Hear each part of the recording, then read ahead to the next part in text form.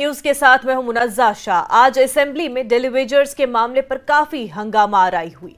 विक्रम सिंह रंधावा ने डेलीवेजर्स के खिलाफ पुलिस की मुबैना कार्रवाई का मामला उठाया। बीजेपी मेंबरान ने कहा डेलीवेजर्स पर लाठीचार्ज किया गया और ये संगीन मामला है। सीएम उमर ने कहा कि उनका पुलिस पर कोई कंट्रोल नहीं है और उनके साथ मारपीट नहीं होनी चाहिए थी। दोनों तरफ के अरकान ने एक दूसरे के खिलाफ नारे लगाए। बीजेपी अरकान ने कहा कि इन मुलाजमीन को सड़कों पर आने पर क्यों मजबूर किया गया। एनसी अरकान ने जवाब में चोर मचाए शोर जैसे नारे लगाए। उन्होंने डेलीवेजर्स की हालत-ए-जार के लिए बीजेपी को जिम्मेदार ठहराया। नजीर गुरेजी ने कहा कि बीजेपी ने अपने इक़्तिदार के 10 सालों में इन मुलाजमीन के लिए क्या किया। सुनील शर्मा ने कहा कि एनसी ने इन मुलाजमीन को मुस्तकिली का वादा किया था। डिप्टी सीएम ने कहा कि एनसी की क़यादत वाली हुकूमत तमाम डेलीवेजर्स को रेगुलराइज करने जा रही है। उन्होंने कहा कि बीजेपी 10 बरसों में इनको मुस्तकिल कर सकती थी मगर उन्होंने कुछ नहीं किया। बीजेपी के श्यामलाल शर्मा ने कहा कि एनसी भी इस मामले पर संजीदा नहीं थी। बीजेपी अरकान ने बाद में वॉकआउट कर लिया। नेशनल कॉन्फ्रेंस ने इन डेलीवेजर्स के साथ डे 1 से मजाक किया है। पहले इनको लगाया गया, इनको 200, 400, 800 रुपए पे रखा। भारतीय जनता पार्टी जिस पे इल्जाम लगा रहे हैं, हमने इनकी सैलरी 9,000 तक पहुंचाई है। आज जिस हालत तक इनको पहुंचाया आप लोगों ने, कम से कम इनकी बात तो सुननी चाहिए। हाउस में ये बात होनी चाहिए और ऐसा नहीं कि हाउस में ये बात हो ही नहीं। इस बात को, इस बहस को यहाँ पे होने दीजिए। हमारे कुछ मेंबर्स इस पे बोलना चाहते हैं। डेलीवेजर्स का बड़ा इशू है, इसलिए मैं आपसे गुजारिश करता हूं कि इस पे आधा घंटा बहस। जहां तक ताल्लुक है डेलीवेजर का, नेशनल कॉन्फ्रेंस वो सरकार है जिसने अपने दौर में ये लगाए थे और हम वो हैं जो इनको पक्का भी करेंगे। लेकिन 10 साल रुक जाओ भाई, और सुन तो दो, सुन लीजिए। ऑनरेबल स्पीकर साहब, थोड़ा सा बोलो, पता नहीं क्या हो जाता है इनको, बोलने भी नहीं देते। और ये कहते हैं हम डेमोक्रेसी के रहनुमा हैं, हमें डेमोक्रेसी चलानी है। तो भैया बोलने तो दो, जरा क्यों बोलते हो किसी का। ऑनरेबल स्पीकर साहब, 10 साल वो लोग इनके दरवाजे के बाहर खड़े रहे। 10 साल में से 4 बजट में इन्होंने वादा किया था हमने डेलीवेजर पक्के करेंगे। 10 साल ये पक्के नहीं कर सके। हमें तो अभी 4 दिन हुए हैं और 4 दिन में पूछ रहे हो क्या हुआ। हम आपको कहते हैं जो आपने 10 साल में नहीं किया, हम अपने 5 साल में करके दिखाएंगे। ये जम्मू कश्मीर के लोगों को हम जवाब देंगे, आप कहेंगे जवाब देंगे। सीएम उमर अब्दुल्ला ने बजट पर बहस का जवाब दिया। उमर ने कहा कि उन्होंने खसूसी हैसियत समेत किसी चीज पर हथियार नहीं डाले हैं। जख्म बहुत है, मरहम कहां लगाऊं। उमर ने कहा कि उनके पास इतने फंड्स नहीं है कि हम अपने पावर प्रोजेक्ट्स हासिल कर सके। मुफ्त बिजली देने के लिए फंड्स नहीं है। समाजी बहबूद की तमाम स्कीमों को नाफिज नहीं कर सकते। उमर ने कहा कि वो हकाइक पर बात करते हैं और जिम्मेदारी के साथ काम करना चाहते हैं। तमाम वादों को मरहलावार तरीके से पूरा करेंगे और इसकी शुरुआत की गई है। उमर ने कहा कि एलजी के खिताब पर उनके जवाब के बाद बीजेपी के कुछ अरकान में तनाव पैदा हो गया। डेलीवेजर्स पर उमर ने कहा कि वो इस मामले पर 2014 में इलेक्शन हार गए, मगर इसके बाद इनकी मुस्तकिली के लिए क्या किया गया। उन्होंने चीफ सेक्रेटरी की सरबराही में एक कमेटी बनाने का ऐलान किया जो उनके मसाइल को देखेगी। 6 माह के अंदर रिपोर्ट पेश करनी होगी और पॉलिसी बनाना होगा। उनके मसाइल अगले बजट सेशन में हल किए जाएंगे। लव लेटर पर सीएम ने कहा कि मोहब्बत का खत सबके लिए था। उमर ने कहा कि पीएम और एचएम ने जम्मू कश्मीर की मदद की है और उनका शुक्रिया अदा करने में कोई शर्म नहीं है। उमर ने कहा कि वो माली तौर पर मरकजी हुकूमत पर मुनहसर है। खुद मुख्तार होने के लिए मरकज की मदद की जरूरत है। फंड्स की कमी है और मुलाजमीन को तनख्वाह देने पर फंड्स खर्च करने पड़ते हैं। बिजली और सयाहत के फरोग पर तवज्जो मरकूज है ताकि आमदनी में इजाफा हो जाए। यूटी में बजट बनाना आसान नहीं है। उमर ने कहा कि सभी मरकजी स्पॉन्सर शुदा स्कीमें नहीं है। उन्होंने मुफ्त राशन, मुफ्त ट्रांसपोर्ट और दीगर स्कीमों का हवाला दिया। कौमी हुकूमतें भी स्कीमों में हिस्सा फराहम करती है। सीएम ने कहा कि तवील अरसे के बाद असेंबली में बजट पेश किया गया और ये समाजी ताकत को यकीनी बनाने की जानिब एक कदम है। उमर ने कहा उन्होंने एक सफर शुरू किया है। उमर ने कहा कि वो छोटे कतरों से ही दरिया बनाएंगे। मैंने एक वया मीडिया निकाला, आज तुम बोल नहीं सकते। सेंट्रल सरकार हमारे नौजवान साथी वहीद परा साहब जब तकरीर कर रहे थे तो कहा कि ये पेसिमिस्टिक था। आपने पहले ही हाथ ऊपर किए और कहा कुछ नहीं है। इत्तेफाक से ठीक यही सवाल जब बजट के बाद मैं प्रेस कॉन्फ्रेंस देने गया था तो ठीक यही सवाल मुझसे वहां पे भी पूछा गया था कि क्या ये पेसिमिस्टिक नहीं था। मैं तो अपनी जगह मानता हूं कि पेसिमिस्टिक नहीं, रियलिस्टिक था। मैंने हकीकत को बयान किया। मैंने ये कहा कि जिस्म पे जख्म है, जो मरहम है कहां लगाऊं। पेसिमिस्टिक ये होता, हार मैं वहां पे मानता जब मैं ये कहता कि ना जिस्म पे इतने जख्म हैं, अब मौत ही शायद बेहतर है। या मैं ये कहता कि जिस्म पे इतने जख्म हैं, मेरे पास इन पे मरहम लगाने के लिए है ही नहीं गुंजाइश। लेकिन मैंने ये कहा कि जिस्म पे जख्म है, जो मेरे पास मरहम है कहां कहां लगाऊं। और ये जम्मू कश्मीर की असलियत है, ये हमारी हकीकत है। इस हकीकत से हम इनकार करें तो कैसे करें? क्या ये सच्चाई नहीं है कि जितनी हमारी मुसीबतें हैं, जितनी हमारी मुश्किलात हैं, जितने हमारे डिमांड्स हैं, उतना पैसा हमारे पास है नहीं? यह असलियत है। अगर जरूरत के मुताबिक पैसा होता तो शायद हमारी आज ये हालत नहीं होती। याद दिलाया जाता है कि हमने क्या क्या वादे किए। अब हम जानते हैं हमने लोगों से क्या वादे किए। आपसे ज्यादा उन वादों को हमने दोहराया। इलेक्शन के दौरान अपने मैनिफेस्टो के हवाले से आप लोगों ने हमारे मैनिफेस्टो के हवाले से थोड़ी बात की, लेकिन उससे ज्यादा हमने की। हम जानते हैं ना अब हमने लोगों से क्या क्या वादे किए हैं। और मैं फिर इस बात को इस हाउस में दोहराता हूं ना, अब हम वादा बंद हैं। हम अपने वादे जो हैं लोगों के साथ किए हुए वो पूरा। मेरा वैसे भी इरादा था कि इस इशू को जो है अपने रिप्लाई में मैं टैकल करूं। कमेटी बनी है चीफ सेक्रेटरी साहब की अध्यक्षता में, और इनको मैंने फ़िलहाल 6 महीने का वक्त दिया है। वो इसमें अपना सारा एक्सरसाइज करके उसके बाद जैसे मैंने कहा अगले साल के बजट सेशन में जो है जो हमारा पॉलिसी होगा या जो प्रोग्राम होगा उसको हम सामने रखेंगे। सर, अपोजिशन हमेशा कह रही थी लव लेटर, आप बीजेपी की तारीफें कर रहे हैं, आपने उसका भी जवाब दिया आज। आप मान के चलिए कि ऑपोजिशन, इसलिए तो नाम उनका ऑपोजिशन है क्योंकि उनको हर चीज़ को अपोज करना है। हम भी ऑपोजिशन में रहे हैं, हमने भी यही किया है। ये असेंबली का, पार्लियामेंट का सिलसिला ऐसा ही चलता है। और जैसे मैंने कहा ये लव लेटर बीजेपी को नहीं था, ये लव लेटर बीजेपी के वोटरों को था, नेशनल कॉन्फ्रेंस के वोटरों को, पीडीपी के वोटरों को, पीसी के वोटरों को, कांग्रेस के वोटरों को, जम्मू कश्मीर के आवाम को। और मुझे इस लव लेटर को ओन करने में कोई हिचकिचाहट महसूस नहीं होती। सर, एक दिल्ली पे एक सवाल है। दत्तात्रेय हसबोले जो आरएसएस के, उन्होंने कहा कि India should be called Bharat. अब we call it Bharat, we call it Bharat, we call it India, we call it Hindustan. हमारे 3 नाम है ना, आप जिस नाम से पुकारना चाहें आप पुकारें। वजीर आजम साहब के जहाज पे भारत भी लिखा है, इंडिया भी लिखा है। It's called the Indian air force, Indian army. लेकिन हम भारत के हवाले से भी बात करते हैं। जब हम सारे जहां से अच्छा गाते हैं तो क्या कहते हैं? अलग नाम है। आप जिस नाम से पुकारना चाहें आप पुकारें। ओपोजिशन लीडर सुनील शर्मा ने सीएम की बजट तकरीर को निशाना बनाया। उन्होंने डेलीवेजर्स पर एक कमेटी की तश्कील को इंतहाई मायूस कुन करार दिया। शर्मा ने कहा कि सिर्फ वादे किए गए हैं और उन्हें यकीन है कि कुछ ज्यादा नहीं किया जाएगा। शर्मा ने सीएम के उन इल्जामात की तरदीद की कि साबिका हुकूमत ने डेलीवेजर्स को रेगुलराइज करने के लिए कोई इकदाम नहीं उठाया। उन्होंने कहा कि एनसी और बीजेपी के साथ आने का कोई इम्कान नहीं।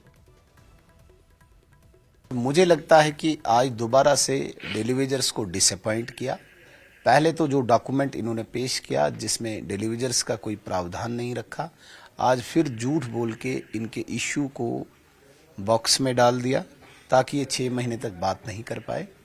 आज भारतीय जनता पार्टी के विधायकों ने, हम सब ने इकट्ठे एक होके डेलीवेजर्स पर डिस्कशन की मांग की उनके साथ व्यवहार की हमने कंडमनेशन की, लेकिन स्पीकर और ट्रेजरी बेंचेस ने उसको बहुत लाइटली लिया, एक जोक बना दिया उन्होंने, डिस्कशन के लिए अलाउ न किया और हमने वॉकआउट कर दिया।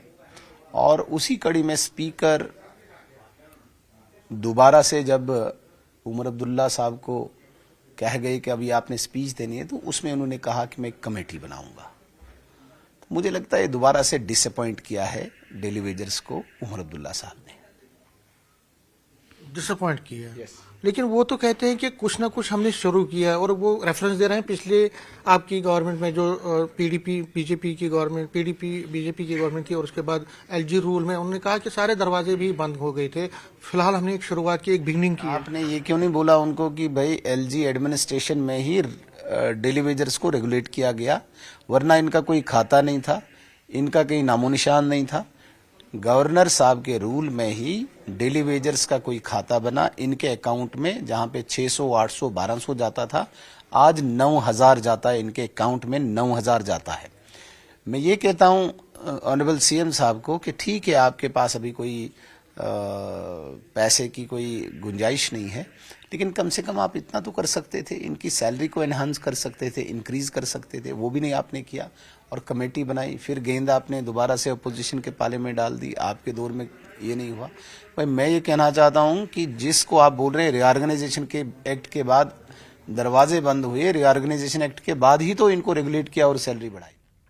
काबीनी वजीर सकीना ईतो ने वजीर आला उमर अब्दुल्ला के बजट जवाब का खैर मकदम किया और उन्होंने कहा कि सबसे बड़ी कामयाबी डेली वेजर्स के मामले पर एक कमेटी बनाने का वजीर आला का फैसला है। उन्होंने उम्मीद जाहिर की कि डेली वेजर्स के तमाम मुतालबात जल्द पूरे होंगे। सकीना ईतो ये कैबिनेट मिनिस्टर है जम्मू कश्मीर गवर्नमेंट में और नेशनल कॉन्फ्रेंस के सीनियर लीडर भी हैं। मैम, आज जो बजट पे रिप्लाई आया है और सबसे पहले डेली वेजर्स का जो इशू है, एक कमेटी बनी है 6 महीने तक, ये ना हो कि ये पुरानी जैसी रिवायत रही है कि फिर वादे होते हैं, वादे वफा नहीं होते हैं। डेली वेजर चाहते हैं कि उनके जो वादे किए गए हैं वो अब वफा हो। क्या लगता है आपको कि एक कंक्रीट प्रपोजल के साथ गवर्नमेंट आएगी? जी इंशाल्लाह।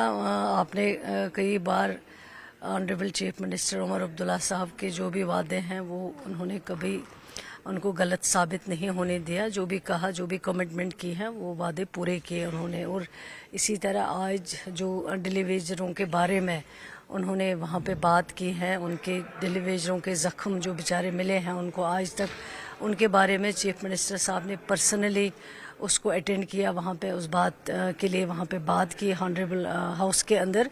और एक कमेटी जो है, जो पहले उन्होंने माइंड बनाया था कि कमेटी बनानी है, ताकि ये अब एक ऐसा इशू बन गया है, इसमें बहुत सारे कन्फ्यूजन क्रिएट किए गए हैं, इसको पॉलिटिक्स का शिकार बनाया गया है। लेकिन मुझे यकीन है, भरोसा है कि ऑनरेबल चीफ मिनिस्टर साहब इंशाल्लाह जो कहते हैं वो करके दिखाते हैं। जैसे आज तक उन्होंने जो भी कहा है उसको साबित करके दिखाया है।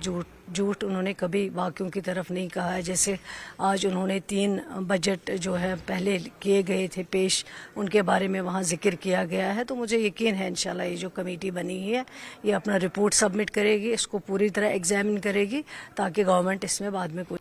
नेशनल कॉन्फ्रेंस के सलमान सागर और कांग्रेस के जे मीर ने वजीर आला के डेली वेजर से मुतल्लिक बयान को तारीखी करार दिया। इन रहनुमाओं का कहना है कि ये बजट रियासत को तरक्की की राह पर गामजन करेगा और मेहनत कश तबके को दरपेश मुश्किलात में कमी लाएगा। इनके जो मेंबर असेंबली है इतनी किया, जिन्हें मार खाई है 10 साल में, डबल इंजन सरकार ने फेल किया। 2 चीफ मिनिस्टर्स थे, एक सत्यपाल मलिक जी गवर्नर थे, 3 एलजी आए, एक डेलीवेजर इनसे रेगुलराइज नहीं हो पाया। उमर साहब ने 4 महीने के अंदर कमेटी बनाई है और ये वादा किया है कि ये 5 साल में जितने भी है, चाहे वो 50,000 हो या लाख डेलीवेजर्स हो, ये रेगुलराइज हो जाएंगे। और मैं मानता हूं ये गोल्डन डिसीजन होगा इस सरकार का, जब 5 साल बाद हम जाएंगे, ये हमारा बेसिक बनेगा इलेक्शन जीतने की। अब एक हाई लेवल कमेटी तश्कील दी गई जो उनके फिगर्स भी तय करेगा, उनका फाइनेंशियल रिक्वायरमेंट क्या होगा वो भी तय करेगा, और कानूनी तौर पर उनका तहफ़्फ़ुज़ कैसे होगा। ये तीनों चीजें जब तक पहले तय नहीं होगा, सीधे आकर बजट में बोलना हम ये करेंगे वो करेंगे, क्योंकि पिछले गवर्नर रूल ने या पिछली सरकारों ने उन चीजों का तहफ़्फ़ुज़ नहीं रखा था। तो मेरे ख्याल से पूरे कैजुअल डेलीवेजर नीड बेस्ड लोगों के लिए एक बहुत बड़ी एश्योरेंस है और बहुत बड़ा समाज है कि अगर सॉलिड तरीके से उनका काम किया जाए तभी उनका कोई फायदा हो सकता है। खबरों का सिलसिला आगे भी जारी रहेगा, लेकिन उससे पहले एक छोटा सा ब्रेक।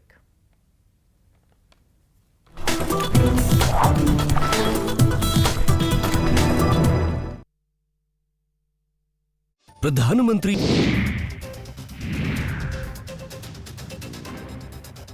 29 मार्च को होगी हिमाचल बोर्ड की 12वीं की अंग्रेजी की परीक्षा। चंबा में एक दिन पहले ही प्रश्न पत्र खोलने पर रद्द कर दी गई थी 7 मार्च की परीक्षा।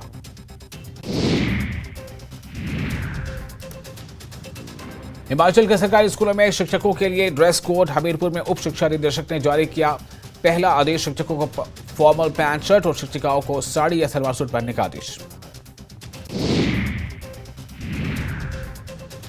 लाहौल घाटी में दूसरे दिन भी रुक रुक कर हो रही है बर्फबारी। मौसम विभाग का हेवी स्नोफॉल का अलर्ट, एवलांच की भी संभावना। सोशल मीडिया प्लेटफॉर्म एक्स के मालिक एलन मस्क का एक्स पर बड़े साइबर हमले का दावा। कहा एक्स के खिलाफ लगातार हो रही है बड़ी साजिश। एक्स पर रोजाना साइबर अटैक का लगाया आरोप। दुबई से ट्रॉफी लेकर स्वदेश लौटे। मुंबई में रोहित शर्मा के स्वागत के लिए समर्थकों। ब्रेक के बाद आपका खैर मकदम। जम्मू कश्मीर कैजुअल डेलीवेजर्स फोरम ने सीएम उमर अब्दुल्ला के बयान का खैर मकदम किया। फोरम के चेयरमैन सज्जाद बरे ने कहा कि सीएम ने इसे एक इंसानी मसले के तौर पर तस्लीम किया है और वो कमेटी की तजवीज़ में हर किस्म के डेलीवेजर्स और आर्जी मुलाजमीन को शामिल करने का मुतालबा करते हैं। उन्होंने डेलीवेज मुलाजमीन की हिमायत करने पर असेंबली के ट्रेजरी और अपोजिशन मंचों का शुक्रिया अदा किया।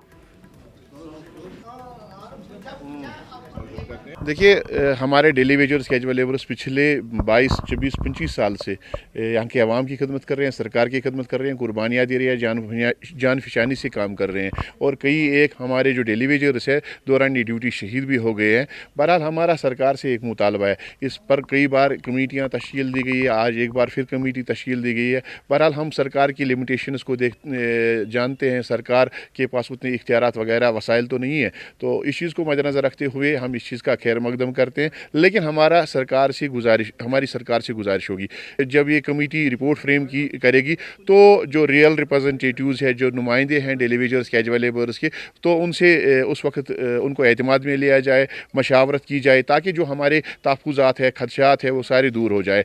उनसे यही गुजारिश करना चाहेंगे, एक ह्यूमन इशू है, जितना ये हिज़्ब इख्तिदार का है उतना हिज़्ब इख्तिलाफ का है। सब अरकानी असम्बली ने, चाहे वो हिज़्ब इख्तिदार के साइड से थे या हिज़्ब इख्तिलाफ के साइड से, ट्रेजरी बेंच से थे या अपोजिशन बेंच से थे, तो उन सब ने अपनी अपनी कॉन्स्टिट्यूंसीज़ में जाके इस हवाले से बात की है, वादे किए हैं, इलेक्शन रैलीज़ में, इलेक्शन मीटिंग्स में, इलेक्शन कैंपेन्स में। तो हमारी उनसे गुजारिश होगी कि इस हवाले से हमदर्दी जताने के साथ साथ कोई ठोस फैसला सामने लाने की ज़रूरत है और ज़्यादा इस पर सियासतकारी करने की ज़रूरत नहीं है। असेंबली में उस वक्त फिर हंगामा हुआ जब 13 जुलाई के शोहदा को लेकर अपोजिशन लीडर सुनील शर्मा के तबसरे का मामला फिर उठाया गया। एनसी और बीजेपी मेंबरान में तू मैं हुई और एनसी और पीडीपी अरकान असेंबली ने सुनील शर्मा से माफी का मुतालबा भी किया। बीजेपी मेंबरान की तरफ से महाराजा हरि सिंह अमर रहे के नारे लगाए गए। सुनील शर्मा ने कहा कि वो शहीद नहीं थे, उन्होंने कश्मीरी पंडितों को मारा। मोहम्मद यूसुफ तारेगामी ने सुनील शर्मा को ऐसे रिमार्क्स का इस्तेमाल न करने का मशवरा दिया। उन्होंने कहा कि हमें हसास मसाइल पर बात करने दें। मिराज मलिक हाउस के बीचों बीच आए और बाद में डेलीवेजर्स के मामले पर वॉकआउट किया।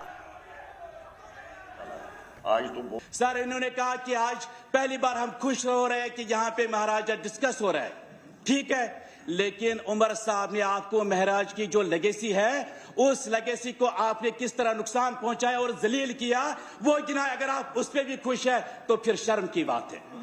सर, इस सरकार ने 1931 के जो शहीद, जहां तक इस हाउस का ताल्लुक है, मैं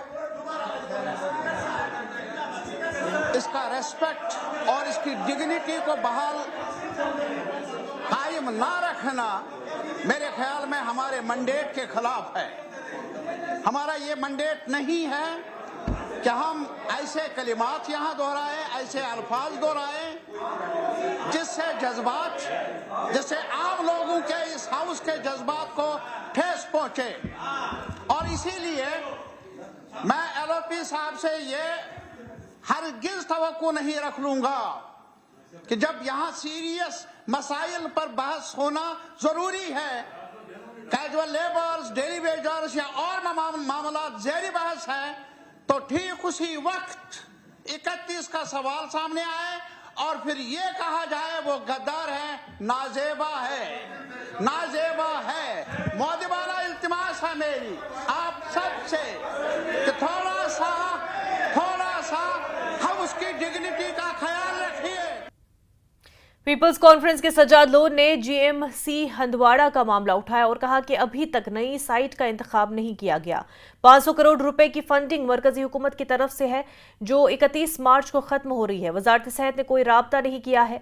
लोन ने हुकूमत से अपील की कि वो इस बात को यकीनी बनाए कि ये जीएमसी हमारे हाथ से न जाए। महकमा 10 माह में नई अराजी का इंतखाब नहीं कर सकता और अब इस पर तेजी से काम करना होगा। लोन ने डेलीवेजर्स की मुस्तकिली का मुतालबा किया। लोन ने कहा कि मौजूदा हुकूमत ने इस मसले पर वोट लिए हैं। लोन ने कहा कि हुकूमत को बताना होगा कि वो मंशूर में किए गए वादों को पूरा करने के लिए 70,000 करोड़ रुपए कहां से हासिल करेंगे। जीएमसी हंदवाड़ा का मामला आज उठा असेंबली में, तो मैंने सोचा मैं कुछ इसमें जो है डिटेल में आपको बता दूं। ये बेसिकली इसके पीछे जब जिस सरकार में हम भी थे, जो 2015 से 2018 तक थी, उसमें बेसिकली इसका सारा काम हुआ था। बाय द टाइम ये आ गया अप्रूव होकर, तो तब तक सरकार गिर गई थी, तो गवर्नर रूल था सत्यपाल मलिक साहब का। तो तब इसकी कोई साइट किसी जगह ने सिलेक्ट की और फिर उसके बाद सैलाब आ गया पिछले साल मई में शायद, तब से आज तक नई साइट सिलेक्ट नहीं हुई। हमने सवाल पूछा था 2 दिन पहले, उन्होंने जो जवाब दिया उसमें उन्होंने बोला कि साइट नंबर 2 जो वहीं कहीं है, साथ में है, बिल्कुल पिछली साइट से 2 किलोमीटर दूर, वहां सिलेक्ट की थी। तो आज फिर से उठाया उन्होंने कि नहीं जी अब कोई और सिलेक्ट साइट करेंगे। तो हमें उसमें भी कोई प्रॉब्लम नहीं है, we are absolutely no problem, क्योंकि हॉस्पिटल तो एक जगह है, ये तो इसमें टीचिंग फैसिलिटीज, हॉस्टल, बाकी चीजें हैं। बट प्रॉब्लम यह है कि ये 500 करोड़ की फंडिंग इसकी सेंट्रल गवर्नमेंट की है, जो 20 दिन में by the end of March that's going to expire. Till date the union home ministry, health ministry has not shown any inclination or any communication to suggest that they are going to increase the timeline. Plus there is an additional problem. Facilities नहीं है, आगे recognition की problem आ सकती है।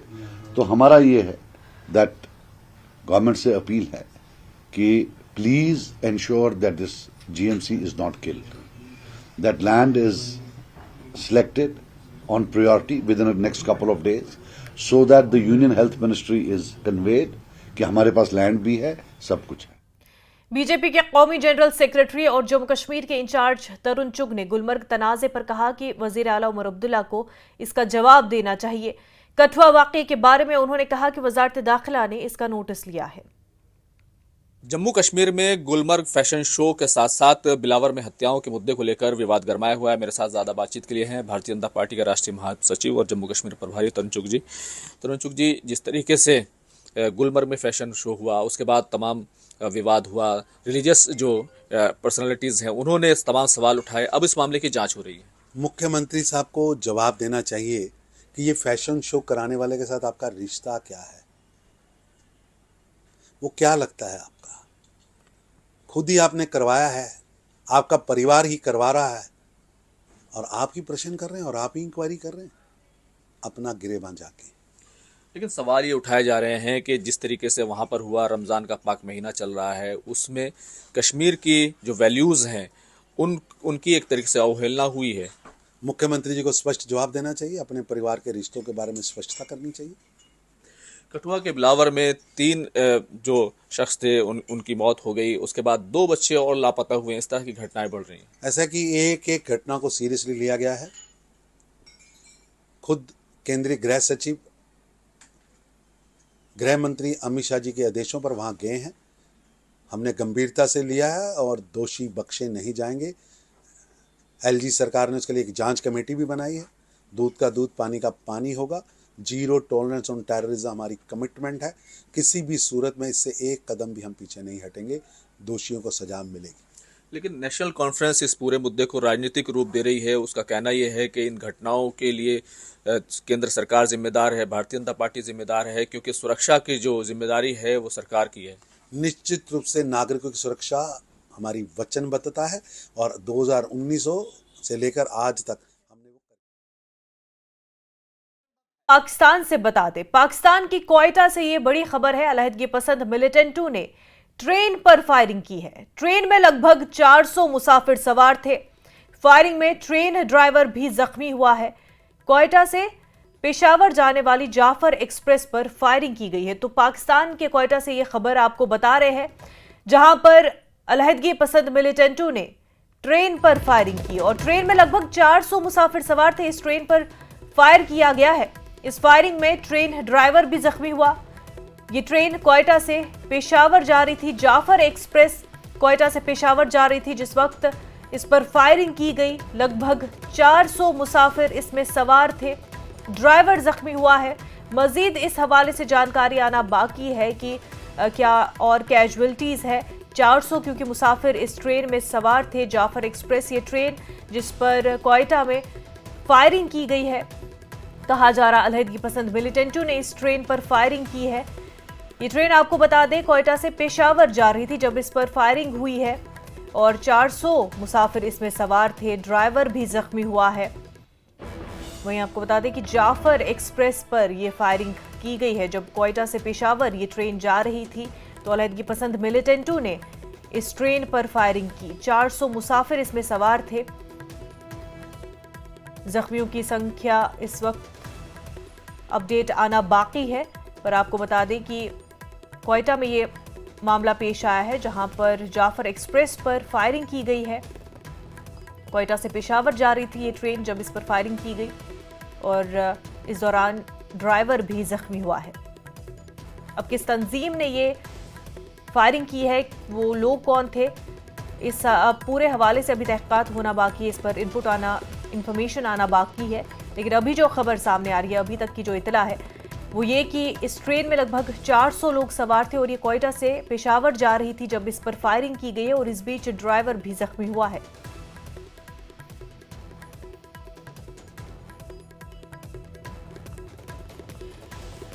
International reports की भी माने तो पाकिस्तान के हवाले से ये कहा जाता है कि सबसे ज्यादा अगर टेररिज्म से मुतासिर कोई मुल्क रहा है तो वो खुद पाकिस्तान ही रहा है, क्योंकि सबसे ज्यादा सिविलियन किलिंग्स टेरर अटैक्स में पाकिस्तान में ही होती है। और अभी की खबर हम आपको क्वेटा की बता रहे हैं जहां पर ट्रेन पर फायरिंग की गई है।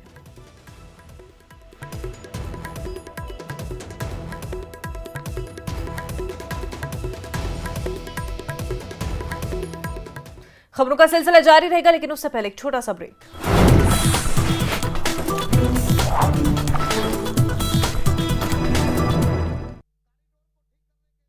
आप बहुत लकी है। जम्मू कश्मीर विधानसभा में बजट सत्र के दौरान जमकर हंगामा। डेली वेजेस के मुद्दे पर जमकर हंगामा। विपक्ष ने किया सदन से वॉकआउट। बीजेपी विधायकों ने सदन में डेली वेजेस को पक्का करो के लगाए नारे। जवाब में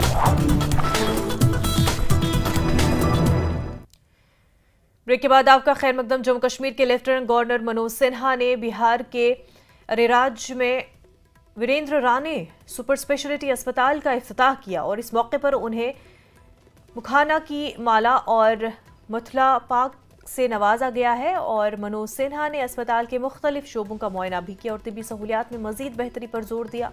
उन्होंने कहा कि हुकूमत दी इलाकों में सेहत की खिदमात को मजबूत बनाने के लिए काम कर रही है। साथ ही डॉक्टरों से अपील की कि वो समाजी खिदमत को अपनी तरजीही बुनियाद बनाएं ताकि गरीबों को बेहतर इलाज मिल सके।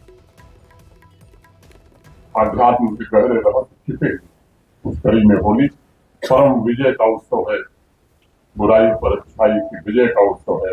यह नास्तिकता के ऊपर आस्तिकता के जीत का जश्न का उत्सव है। पूरी दुनिया में होली जैसा त्योहार आपको देखने को कहीं नहीं मिलेगा, जहाँ रंग, गुलाल, नृत्य, संगीत लोगों को आनंद की आस्था में ले जाता है। हमारे ऋषियों ने तो यहाँ तक कहा कि आस्तिकता ही आनंद है। इसलिए सही मायने में देखा जाए होली का त्योहार एक ऐसा उत्सव है जब समाज को स्मरण कराया जाता है कि आस्तिकता और परमात्मा की भक्ति ये हमारी आध्यात्मिक यात्रा का प्रवेश द्वार है। इस त्योहार में हमारे देश की विविधता, साथ ही साथ भगवा के रंग में हिंदुस्तान से लेकर Mauritius, Guyana, Suriname, Fiji, America, पूरे यूरोप में सामाजिक, सांस्कृतिक और भावनात्मक एकता को मजबूत करने का काम होता है।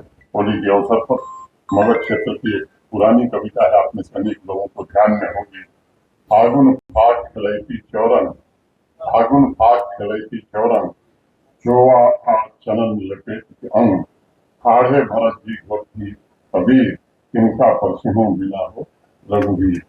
होली का यह महोत्सव आप सभी के जीवन के सारे ढेर सारे रंग और खुशियां लेकर आवे। मैं ईश्वर से प्रार्थना। रियासी जिले के महूर इलाके में पेश आए एक दिलदोज सड़क हादसे में 4 अफराद की मौत हुई है, जबकि 8 दीगर शदीद जख्मी हुए हैं। महूर इलाके में आज सुबह एक बड़ा सड़क हादसा पेश आया और उसमें एक टेम्पो गहरी खाई में जा गिरी। हादसा गंजोट मोड़ के करीब पेश आया और इस हादसे में 4 अफराद की मौके पर ही मौत हुई। मकामी हुकाम के मुताबिक हादसा तेज रफ्तारी के बाइस पेश आया, जिसके बाइस गाड़ी बेकाबू होकर खाई में जा गिरी। जख्मियों को फौरी तौर पर जिला अस्पताल रियासी भेजा गया। हादसे की इतला मिलते ही पुलिस और मकामी इंतजामिया मौके पर पहुंच गए और राहत बचाव का काम शुरू कर दिया। इस वाक़े की मज़ीद तहक़ीक़ात जारी है।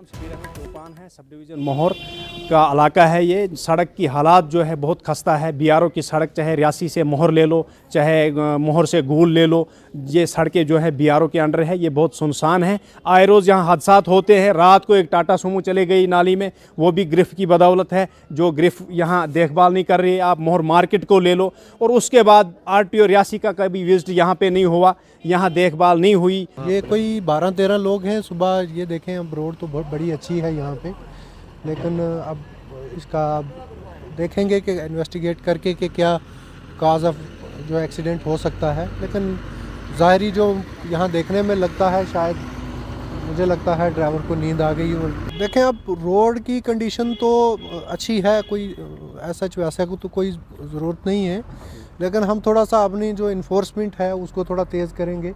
थोड़ा सा ड्राइवरों का जो है वो और चेकअप जो है वो करेंगे। पीछे नाकाज में भी हो सकता है। ओवर स्पीडिंग एक हो सकता है, क्योंकि यहाँ पहुँच के रोड काफ़ी अच्छी है, तो यहाँ स्पीड निकालने की कोशिश भी हो सकती है। हम इस समय रियासी जिले के महौर इलाके के गंजोट मोड़ में मौजूद है, जहाँ पर आज सुबह एक टेम्पो जिसमें लगभग 15 के करीब यात्री सवार थे, वो जो है वो गहरी खाई में जा गिरता है और 4 लोगों की मौके पर ही मृत्यु हो जाती है। अन्य घायलों को जिला अस्पताल रियासी पहुँचाया जाता है। आप इस समय देख सकते हैं यहाँ पर इसी खाई में जो है वो ये टेम्पो जो जिसमें करीब 15 के करीब सवारियाँ सवार थी। जो अधिकारी हैं उनका कहना है कि एक तो ओवर स्पीडिंग इसका कारण हो सकता है, इसके साथ ही हो सकता है कि ड्राइवर को नींद आ गई हो, ये भी एक बड़ा कारण बताया जा रहा है। लेकिन प्रशासन के अधिकारी हों या फिर जम्मू कश्मीर पुलिस के जवान हों, उनके द्वारा यहाँ पर सुबह रेस्क्यू ऑपरेशन चलाया जाता है, जिसमें जो लोग घायल हैं उनको यहाँ से जल्द निकाल कर जो प्राथमिक उपचार देने के लिए महौर ले जाया जाता है। उसके बाद इन्हें जिला अस्पताल रियासी जो है वो रेफ़र किया जाता है। लेकिन इस इलाके में इस समय शोक की लहर है और एक बड़ा ही दर्दनाक हादसा गंजोट मोड़ इलाका, यहाँ पर आए दिन जो है वो कई सड़क हादसे होते रहते हैं और आज एक बार फिर एक टेम्पो जो है वो गहरी खाई में जा गिरता है, जिसमें 4 लोगों की मौत हो जाती है। न्यूज़ 18 नेटवर्क के लिए राहुल कपूर, रियासी महौर। तो पाकिस्तान से जुड़ी खबर आपको एक बार फिर बता दें। क्वेटा से यह खबर, दहशतगर्दों ने ट्रेन को हाईजैक किया। ट्रेन में लगभग 400 मुसाफिर सवार है। फायरिंग में ट्रेन ड्राइवर जख्मी हुआ है। क्वेटा से पेशावर जाने वाली जाफर एक्सप्रेस को हाईजैक कर दिया गया है। तो पाकिस्तान क्वेटा से ये बड़ी खबर आपको बता रहे हैं। क्वेटा से ये खबर, जहां पर ट्रेन को हाईजैक किया गया है। लगभग 400 मुसाफिर इस ट्रेन में सवार है। ड्राइवर इस मामले में जख्मी हुआ है। दहशतगर्दों ने ट्रेन को हाईजैक कर लिया है। दहशतगर्दों के हमले में आपको बता दें ड्राइवर जख्मी हुआ है। क्वेटा से पेशावर ये ट्रेन जाने वाली थी और इस ट्रेन को हाईजैक कर लिया गया है। जाफर एक्सप्रेस को हाईजैक कर लिया गया है।